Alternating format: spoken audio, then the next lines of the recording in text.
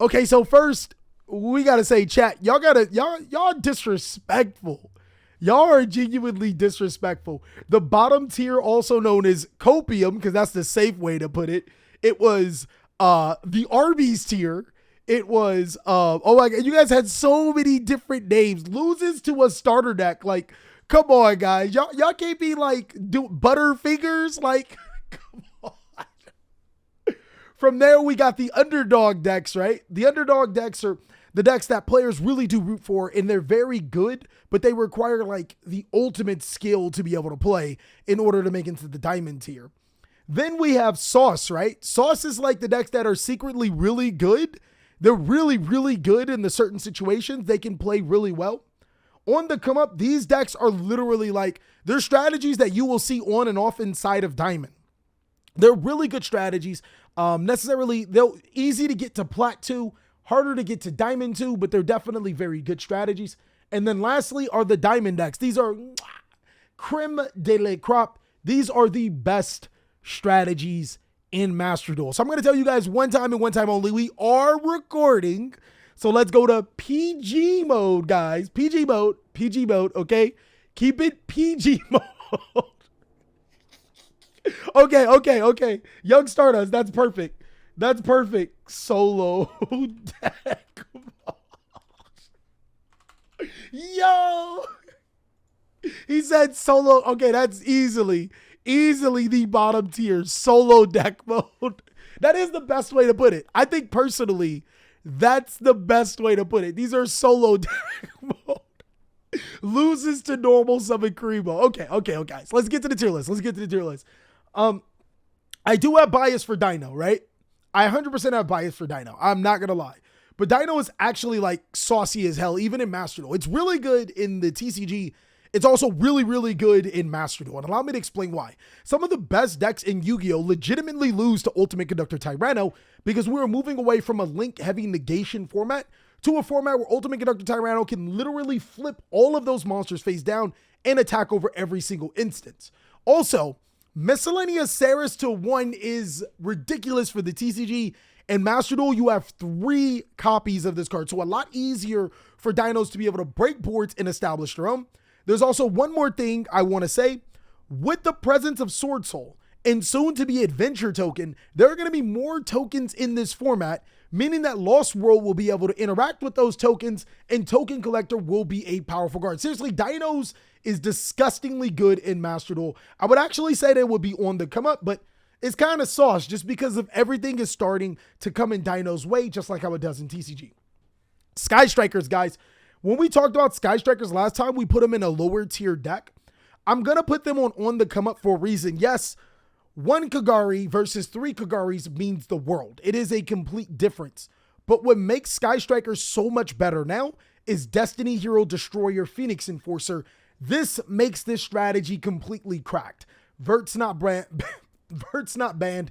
And keep in mind, being able to resolve Vert puts an extra spell card in your graveyard to be able to special summon Destiny Hero Phoenix Destroyer, who can get himself off of the main monster zone so you can activate your Sky Striker cards. This is literally like Destiny Hero Phoenix Enforcer is everything that Sky Striker needs to put itself inside of the conversation of high plat, low diamond. Code Talkers. I feel like Code Talkers can really just like, and this also goes for Ignister and Code Talkers. You can literally ride wins. You can cheese out so many wins with this deck all the way up until plat. Easy, just easy plat. Like you cruise to plat with this deck because the Code Talker strategy essentially puts a Nightmare Corruptor Ibly on your opponent's side of the field. It doesn't matter if they draw a million cards. If they can't out the Ibly, they still lose. Like nothing changes. They can't activate cards like Lightning Storm. Their only way to get over this Ibly is to tribute summon it. And some of the best decks in Yu-Gi-Oh! Don't play the tributes to get over the Ibly. It's kind of ridiculous how this meta is. And in Master Duel, Code Talkers and Ignister, which Ignister can summon a monster that's just unaffected by card effects, something that a lot of decks can't deal with. It's a really good deck. Now, Adamancipator, where would I put Adamancipator? Chat, what do you guys think about Adamancipator? I feel even with Block Dragon, right? Like Block Dragon is still at 3. They have Union Carrier. They have you know, the, not block, obviously I said Block Dragon, the Buster Lock, if they wanted to run that, they're still combo centric. But as you guys know, the Forbidden List really did attack Adamancipator. A lot of players fill Diamond. I'm going to go on the safer route and I'm going to put on the come up. This might be the best on the come up deck. I agree with you guys. This is a deck that could make Diamond, but because of the restrictions from the last Forbidden List, it makes it a harder deck to play. It's not longer just, I open combo, I win. You know what I mean? But it's still a nutty ass deck, 100% a nutty ass deck. I just don't think it'll be able to compete with the Diamond decks because the Diamond decks are pretty much unhit. They're new and they're powerful. You guys see what I'm saying? Moving forward, Altergeist is still Saucergeist. That's what it should become. Saucergeist. Altergeist maneuvers in a format where Multi-Faker is still at 1, and it's kind of crazy how this deck. I'm just in Altergeist's corner. I'm trying, guys. I'm trying. It's an underdog deck. I really want to put it in Sauce, but acknowledging that Multi-Faker is at 1 means that you need to close out games a little bit quicker. And we're moving in a format where that's not going to happen, guys. Especially with Destiny Hero Phoenix Enforcer. Now players, when you hand trap their board or when you imperm at that second time, as long as they can put 2 monsters on the board, they can make a card that really, really ruins you. Destiny Hero Phoenix Enforcer does make Altergeist a lot harder to maneuver, which is why I put him in the underdogs. Like Phoenix Enforcer literally hurts for Altergeist. I wanted to put it at Sauce, but chat be calling me on it. Despia. Yo. Despia is maybe the best deck in Master Duel. If it's not number 1, okay, this deck is top 5. And when I mean top 5, I don't mean 5. I don't mean 4, and I don't mean 3. You could say that I don't mean 2 either, and I don't think a lot of people will give you a lot of pushback. Despia is ridiculously crazy right now. And a lot of it is transferred over from players in the TCG realizing that, yo, I have branded in red and I can fuse on my opponent's turn. This deck is completely ridiculous. It plays into Nibiru, a card that a lot of players have been moving to and forced to play because of Maxi. It plays around Maxi itself. A lot of times you may just draw 1 under Despia. This deck is completely ridiculous, having all of the float effects it needs, being able to stay afloat and still be able to make his combo. Next is Blue Eyes, guys. Diamond tier. Blue Eyes is the best Master Duel deck in solo mode. Yo, this the Arby's tier deck. The Arby's tier deck, chat. Yo, the Arby's tier is 100% Blue Eyes, guys. I apologize to Blue Eyes players. You will get better soon. When Battle of Chaos cards start coming in here and you get Blue Eyes Jet Dragon, it'll be better, but solo mode for Blue Eyes, guys. Cyber Dragon, before I would say Cyber Dragon was an underdog deck. I genuinely think that Cyber Dragon is sauce, and allow me to explain why I think Cyber Dragon is sauce. So a lot of players in Master Duel, this is something that we just can't ignore. A lot of players in Master Duel just suck. Like they literally just suck. And summoning a Cyber Dragon to your side of the field because your opponent doesn't recognize Cyber Dragon is like a deck. They'll summon in the extra monster zone and that gives you free Cyber Dragons. But the best thing for Cyber Dragon right now is said Destiny Hero Phoenix Enforcer. That is literally the best thing to happen for Cyber Dragon. Not only you don't have Destiny Hero Dragoon, right? But now you can make those plays with Cyber Dragon Infinity and make a Phoenix Enforcer, draw 2 cards, and summon a free Cyber Dragon on your next turn.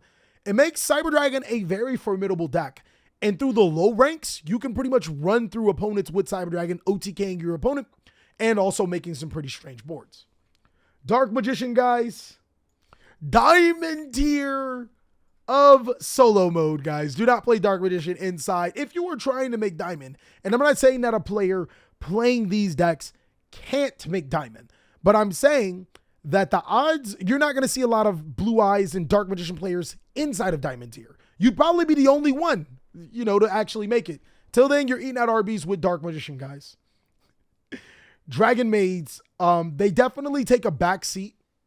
Again, the format does change with Destiny Hero Phoenix Enforcer, and a lot of strategies are going to be like, yo, can you make Destiny Hero Phoenix Enforcer If you can't, then it's going to be a lot harder for you. Dragon Maids are a strategy that doesn't focus on Destiny Hero Phoenix Enforcer, and Phoenix Enforcer 100% does have its plays around them, keeps coming back, plays around the Heretic Seal of Heavenly Spheres, plays around Dragon Maid Shoe. It becomes really hard for them to deal with that. And also playing a ton of hand traps just means your opponent makes Vert than Phoenix Enforcer. Eldlich. I feel that Eldlich is a diamond tier deck, guys. I genuinely feel that Eldlich is a diamond tier deck.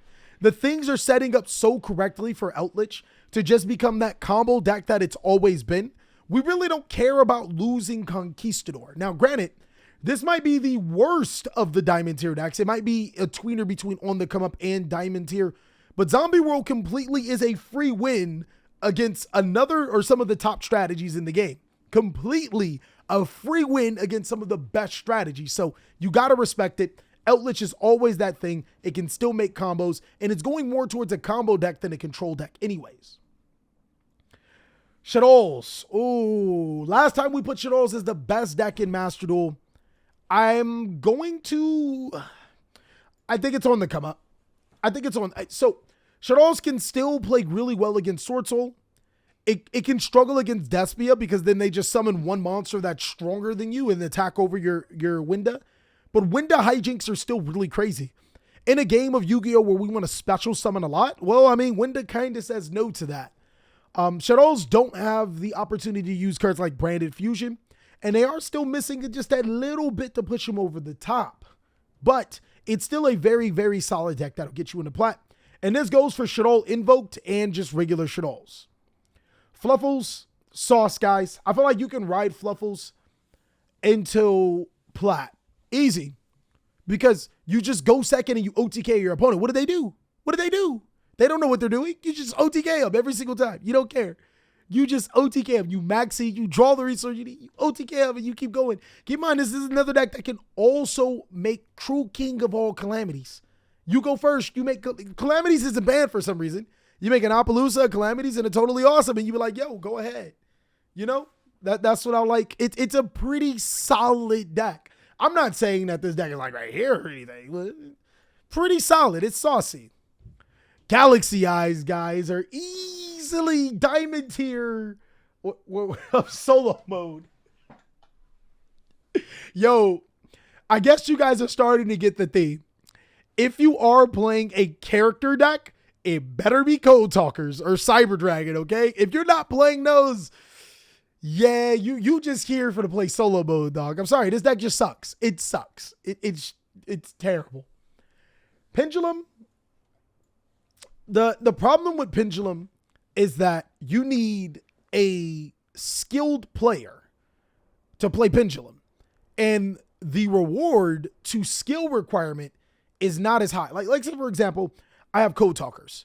I can easily completely win the game off rip if I pull a full combo. With Pendulum, unless you're playing the FTK, which is shaky if you get hand trapped, you're not going to completely win off rip. You know what I mean? It's not going to be always a easy peasy walk in the park sneezy, which is unfortunate. So, but still, a very good pilot who understands Pendulum and understands how hand traps work and how to play through all these things can really take this deck to the next level. It does have the Scythe Lock, and where's the hope disagrees with me because of the Scythe Lock with Destiny Hero Phoenix Enforcer. I don't think that that's bad, but I mean, that's really something a lot of these decks can do. You know what I mean? Earth Machine. Chat, I ain't go cap. I love Earth Machine, but it's damn near here, all right? It's damn near here. The only difference is that this is actually a competent deck. Earth Machine loses to Maxi, which is unfortunate. All that special summoning that you do, your opponent will just draw a million cards for you to draw too. I do think that a skilled Earth Machine player can take it to the higher ranks, but it's 100% an underdog deck. It doesn't have anything going for it right now. The support that came out does not help this deck. Can run skill drain though. Altergeist. Altergeist is pretty much right here. Altergeist is pretty much with Earth Machine. And again, that does hurt my heart because it's a great going second OTKU type deck. You know what I mean? It does a lot of great things. But the problem is, unlike how the, where's that strategy? The Fluffal strategy has Calamities. This deck doesn't have that same type of impactful first turn board. So here we are, guys. I think that these two strategies, to be honest with you, they could be a lot better. You know what I mean? But the problem is the support and how the format is going doesn't necessarily help them. And both of these decks, Madolche. Yeah, I meant Madolche. Heroes, underdog, guys. Look, making Dark Law does not work, okay? I'm trying to get this to you for you hero players.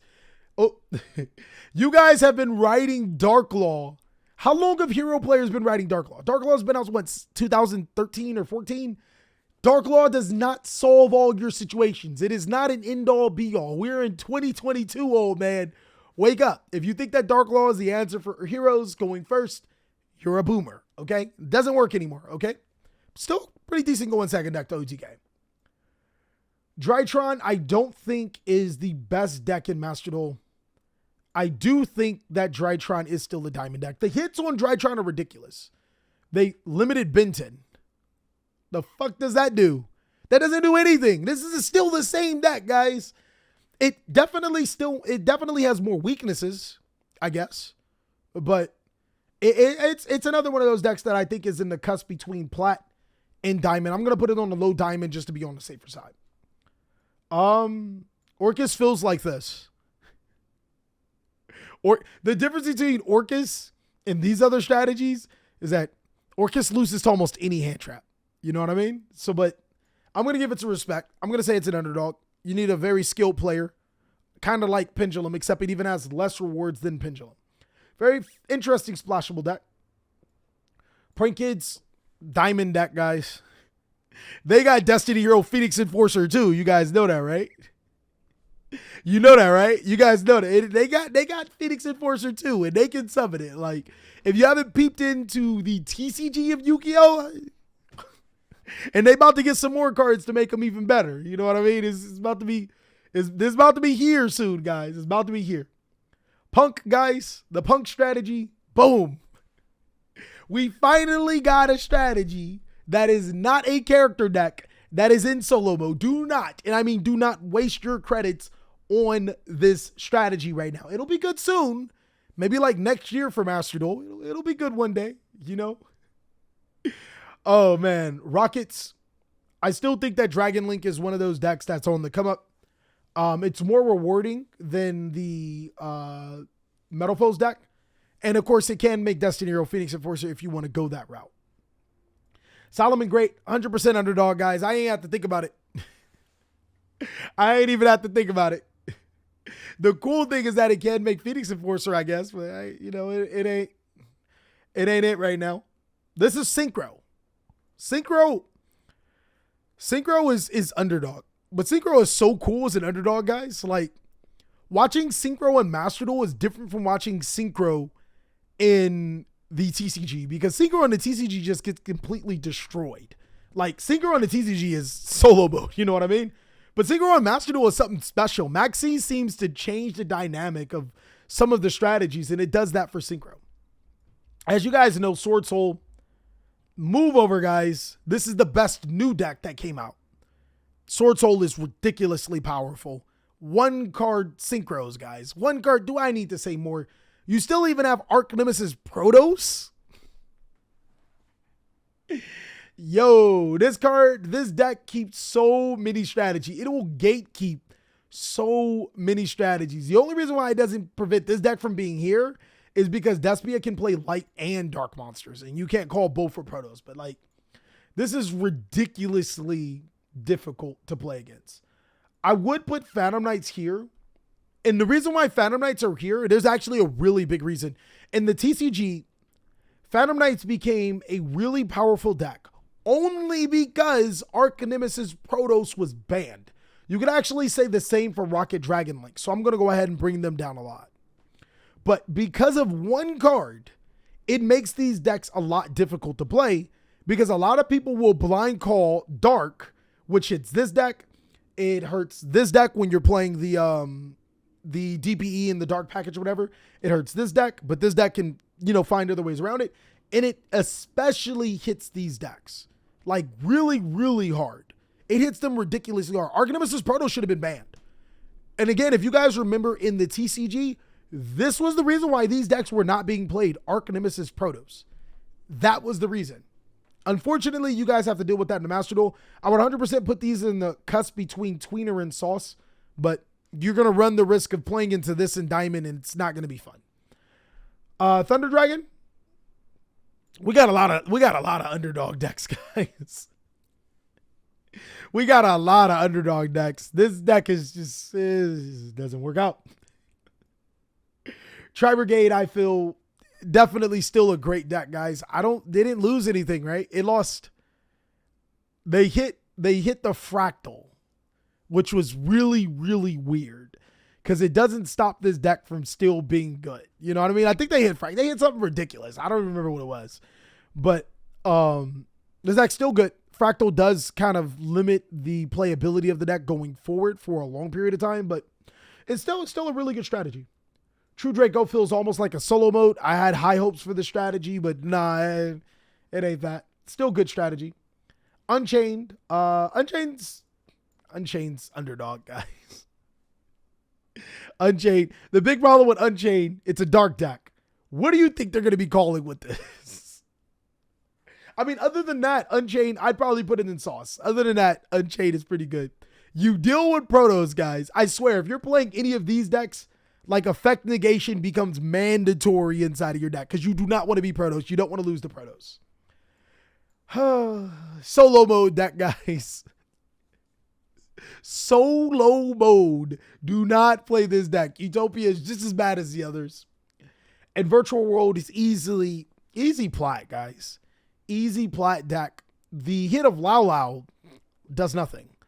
It does nothing. You know what I mean? Tamaya said, I did manage to beat Sword Soul going second many times with Unchained. Cool story, bro. Just because you're the outlier doesn't mean, I don't understand why people say that.